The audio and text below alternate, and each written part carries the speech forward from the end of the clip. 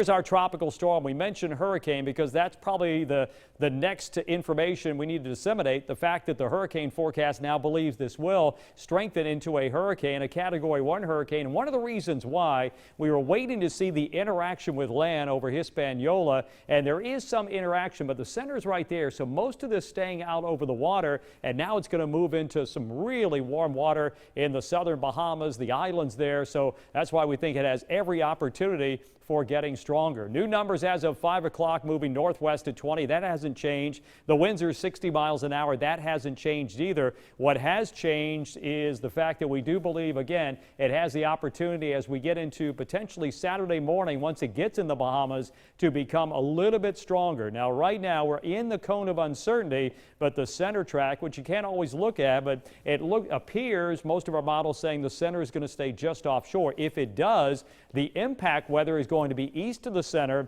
If it deviates a little farther west, that's going to bring more impacts along our coast. But when it's off of our coast, officially, it could be a hurricane. That would be between Sunday and Monday. And here are the computer models. Most of these did shift to the east. Most of them do keep the center of the storm offshore. Now, once we get to our neighbors to the north, North Carolina, there is a potential a landfall could take place there. The key in all of this is the ridge of high pressure that's been steering it. How strong is it going to be over time? There could be a weakness on the other side. That's going to allow it to turn, and if that weakness occurs, then it would probably make that recurve right off of our coast. But again, right now we've got to keep an eye on that. Also, the probability of tropical storm force winds have increased just because of the fact that the wind field most likely will expand. So when we zoom in, you can see right along the coast right now at this moment a 31% chance of some tropical storm force winds right along the beaches, only in the teens when you get away from the coast. Those numbers, we'll watch them. If they come up, the forecast confidence